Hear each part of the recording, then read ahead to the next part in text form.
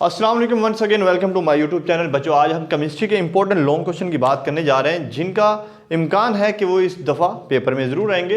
Let's start no बच्चों, आपने ये जो लॉन्ग क्वेश्चन इनको आपने लिखते जाना है।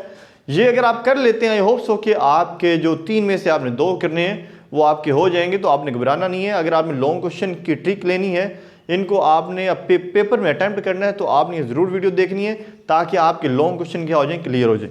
और जो सबसे पहले चैप्टर 1 से जो आपने लॉन्ग क्वेश्चन करना है वो है रिवर्सिबल रिएक्शन। क्या है रिवर्सिबल रिएक्शन, क्या होता है और इसकी एग्जाम्पल, इसको आपने एग्जाम्पल के साथ एक्सप्लेन करना है।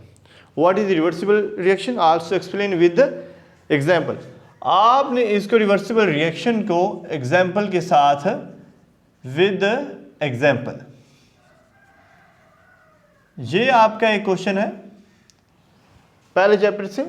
और जो दूसरा आपका क्वेश्चन बनता है वो आपके पास है माइक्रोस्कोपिक प्रॉपर्टीज ऑफ या characteristics of dynamic equilibrium.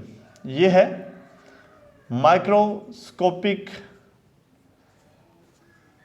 Characteristics of dynamic equilibrium, ठीक है। और नंबर 3 पे आता है आपके पास, ये पहला, ये दूसरा और ये तीसरा क्वेश्चन है,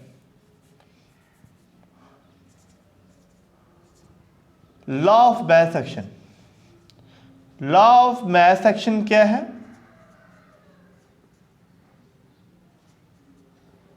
और इसको आपने जो जनरल एक हमारे पास इक्वेशन है A+B रिवर्सिबल रिएक्शन C+D है, उसके हिसाब से आपने explain with the general equation, ठीक है। ये लास्ट इस चैप्टर के जो लॉन्ग क्वेश्चन है वो है इंपॉर्टेंस ऑफ केमिकल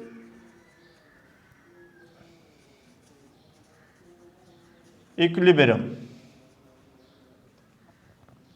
ये आपने करना, ये पहले चैप्टर के 4 है और इन्हीं में से आपको पेपर में आना है, ठीक है। चैप्टर 2 की तरफ आते हैं। उसमें बच्चों सबसे पहले आपने जो करना है वो है ब्रोंस्टर लोरी का। कौन सा करना है? ब्रोंस्टर लोरी आप करना है।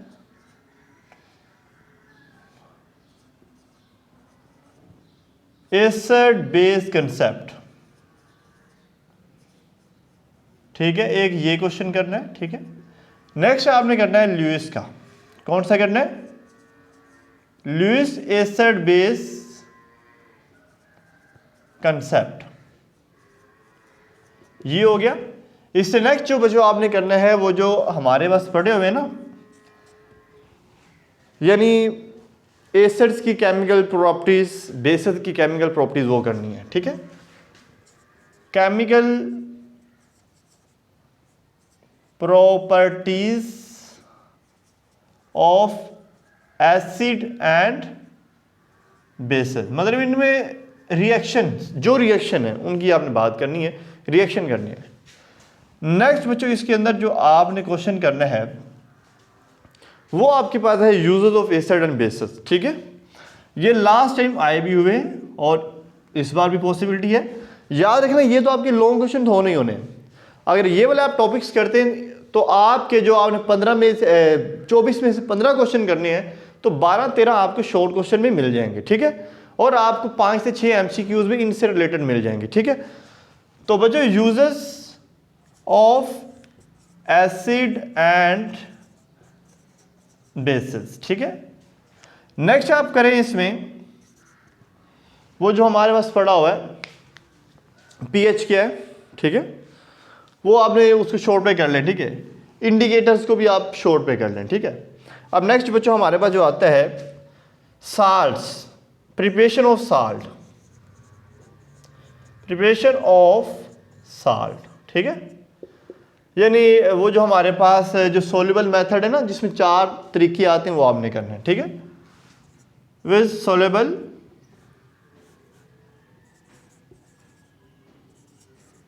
मेथड, ठीक है। सोल्यूबल मेथड के आपने हिसाब से इसको क्या करना है, ठीक है।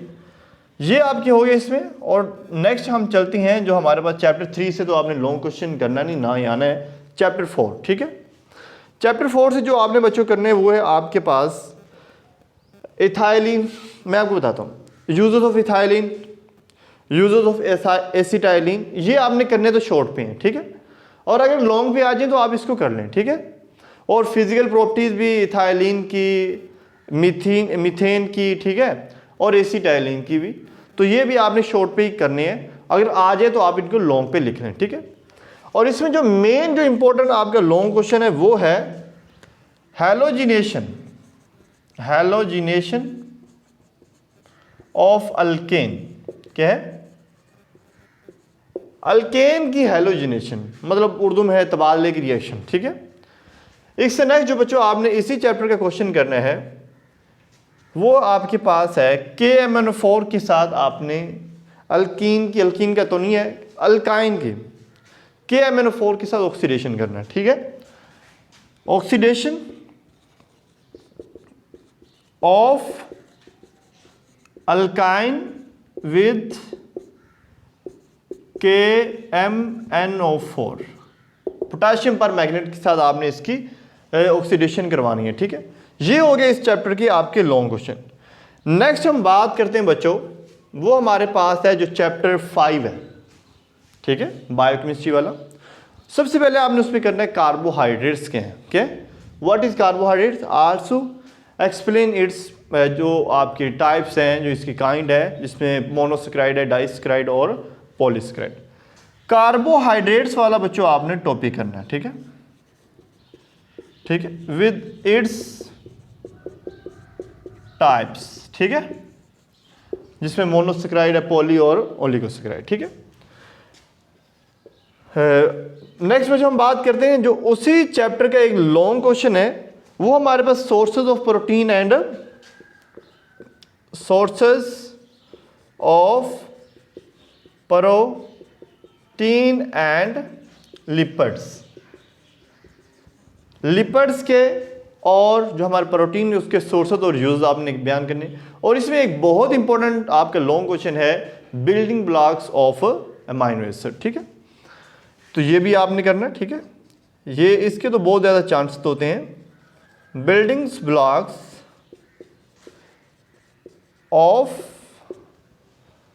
अमाइनो एसिड, ठीक है। जब हज़ारों अमाइनो एसिड मिलते हैं बच्चों तो एक प्रोटीन का मॉलिक्यूल बनता है जो कि एक मैक्रो मॉलिक्यूल होता है। ये जो बच्चों आपके हो गए। और इसमें एक और आपने क्वेश्चन ऐड करना है वो है विटामिन्स, ठीक है।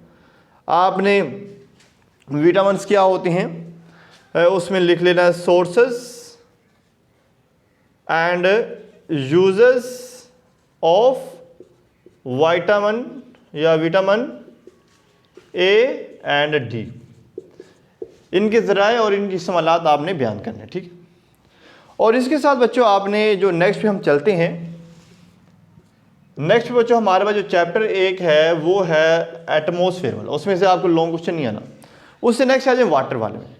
वाटर में आपने सबसे पहले जो करना है वो ये करना है रिमूवल, जो हमारे पास मेथड है हार्डनेट्स को, वाटर हार्डनेट्स को ख़त्म करने के जो तरीके हैं उसमें परमानेंट भी है और टेम्परेरी है, ठीक है। रिमूवल मेथड क्या है? रिमूवल मेथड, ठीक है, आपने परमानेंट और जो टेम्परेरी हार्डनेट्स को उसको ख़त्म करने के जो मेथड है, रिमूवल मेथड ऑफ टेम्परेरी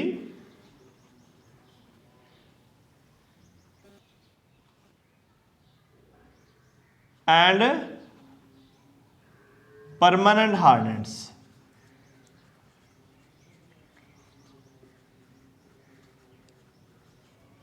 ये आपका क्वेश्चन था 16, ठीक है। यानी परमानेंट और टेम्परेरी हार्डनेट्स को ख़त्म करने के आपने मेथड लिखने हैं, ठीक है। उसमें क्लार्क्स मेथड है, बॉयल मेथड है, और भी हमारे पास उसमें मेथड है। नेक्स्ट बच्चों हमारे पास उसी चैप्टर का क्वेश्चन है वाटर पोल्यूशन, ठीक है। वाटर पोल्यूशन क्या है एंड इट्स इफेक्ट्स, और इसके आपने असरात बयान करने, ठीक है। जिसमें डिसएडवांटेज ऑफ वाटर पोल्यूशन भी आ सकता है, ठीक है। यानी पानी की जो पोल्यूशन है उसके जो असरात हैं वो भी आ सकते हैं, लेकिन आपने शॉर्ट पे भी करना है, ठीक है। नेक्स्ट बच्चों आपने करना है कोई भी मिनिमम 5 डिजीज़ लिखनी है, वाटर बोर्न डिजीज़। क्या करनी है? या तो आपने सारी करनी है, ठीक है, शॉर्ट पे आपने करनी है। पेपर में तो एक लाजमी आनी है, शॉर्ट पे तो लाजमी आएगा, ठीक है। लेकिन आपने याद करना है तो वो अगर लॉन्ग क्वेश्चन में पूछते हैं तो आपको कम से कम 5 तो आनी चाहिए, वाटर बोर्न डिजीज़, ठीक है, ये आपने करनी है। नेक्स्ट जो बच्चों हमारे पास क्वेश्चन है वो है एडवांटेज ऑफ सोल्वे प्रोसेस। क्या है? ये हमारे पास 17 था, ये 18 है और ये 19 है। Advantages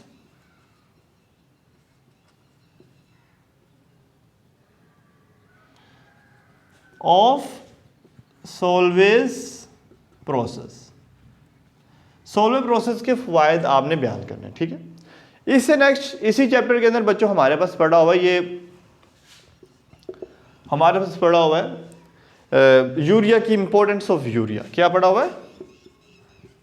importance of urea, urea की अहमियत और उसकी तैयारी, ठीक है, ये बच्चों हमारे पास हो गया। और हमारे पास नेक्स्ट आपने पेट्रोलियम, हमारा एक क्वेश्चन है, इसकी मिनिमम जो हमारे पास हैं आपने 4 फ्रैक्शन याद करनी है। पेट्रोलियम की कम से कम आपको 4 फ्रैक्शन आनी चाहिए, ठीक है। किसकी? पेट्रोलियम की। पेट्रोलियम की आपको कम से कम 4 जो फ्रैक्शन हैं वो उनका पता होना चाहिए। जैसे में गैसोलीन है, कैरोसिन है, इसके अलावा हमारे पास क्रूड ऑयल है, गैसोलीन है, कैरोसिन ऑयल है, पेट्रोलियम ऑयल गैस है, ठीक है। तो ये बच्चों हमारे पास जो फ्रैक्शंस हैं उनको आपने बयान करना है। और लास्ट में जो आपका एक क्वेश्चन है, जो ये 20 है, ये 21 है, लास्ट वाला जो क्वेश्चन है वो हमारे पास है स्मेल्टिंग एंड बेस्मेराइजेशन।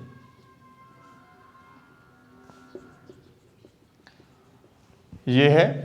तो ये आपने बच्चों लॉन्ग क्वेश्चन करनी है। मैं आपको बताता हूँ, आपके 12 कम से कम आपके 12 शॉर्ट क्वेश्चन भी क्लियर हो जाएंगे और आपके लॉन्ग क्वेश्चन तो क्लियर हो गया, ठीक है। और इनसे रिलेटेड आपको मिनिमम 5 MCQs भी क्लियर हो जाएंगे।